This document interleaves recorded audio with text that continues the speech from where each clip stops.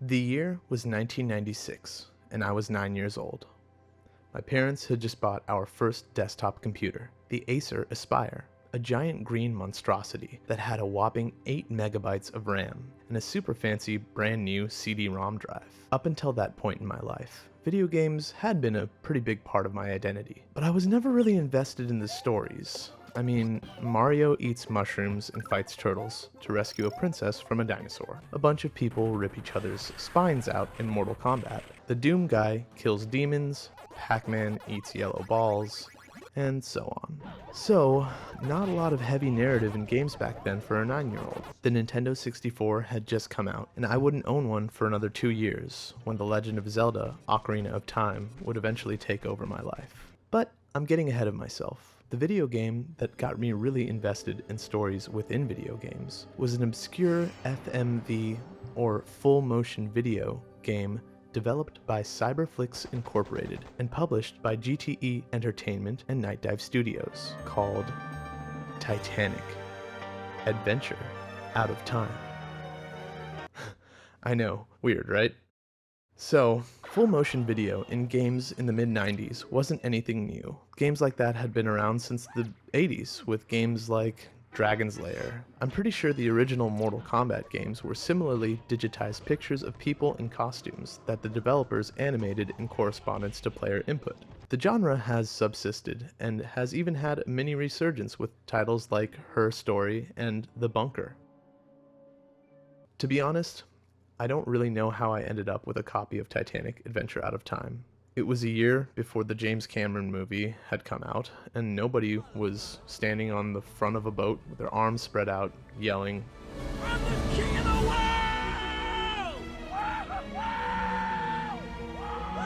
Titanic fever had not set in quite just yet. I'm pretty sure my parents got me the game because it was billed as some sort of historic educational game, which it turns out it sort of was.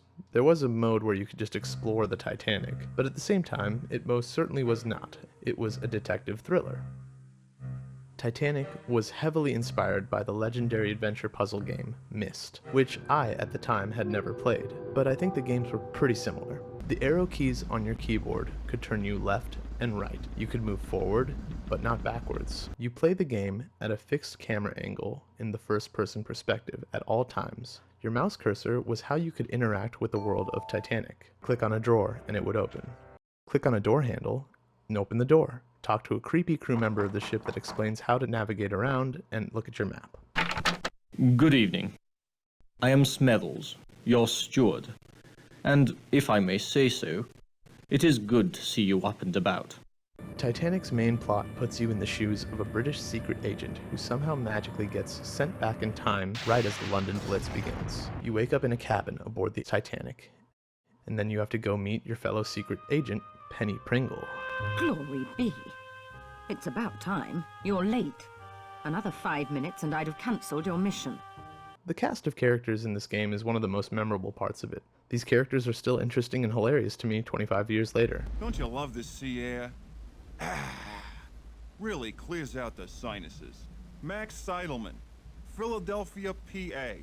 As a kid in the 90s, I remember being completely engrossed in the mystery of it all. I watched James Bond movies growing up, and being thrust into the role of a detective attempting to spy on politicians and Russian spies was thrilling to say the least. Adventure games with similar gameplay have most certainly evolved since 1996. Most of them have a host of new quality of life features that were absent in Titanic. One such example would be a quick menu to reference bits of information that you would uncover. I remember getting an alphanumeric code that would later be used on a decoder kept in a trunk in your cabin.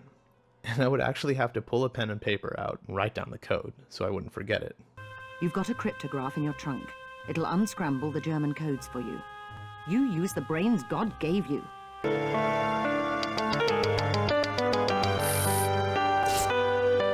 It was so cool to me back then to actually have to decipher codes and to write things down to remember them. Titanic was also unreasonably unforgiving, and it was the first game that instilled the save before you do anything and save after you do anything mentality that I still hold to this day with RPGs. I remember specifically one instance where I'd spent 4 hours of my life in this game, wandering around, talking to passengers on the ship, talking to crew members, running back and forth, gathering clues.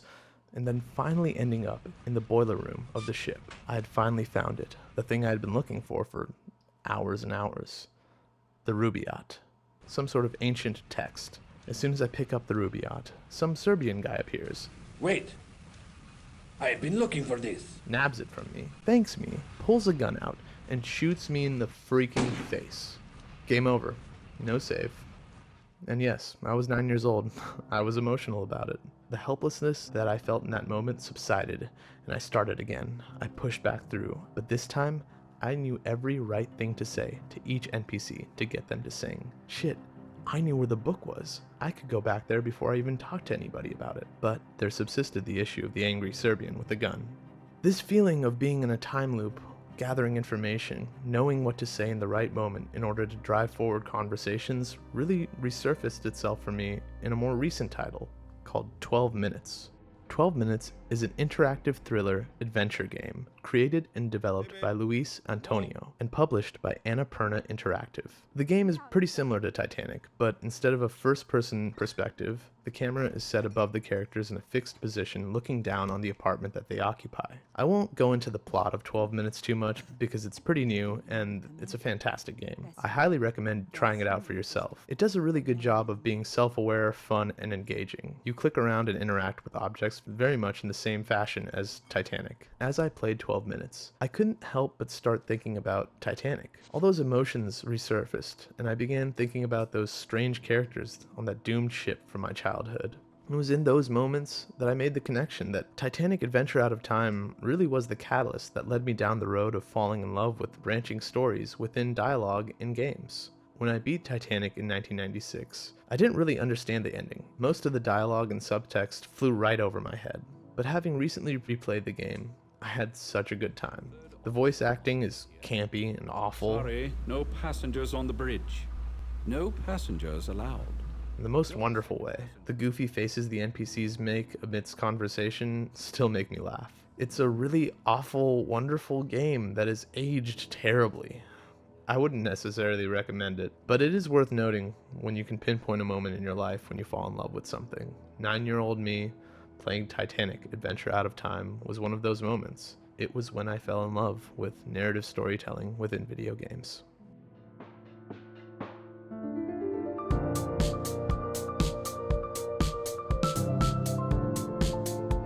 Thanks for watching.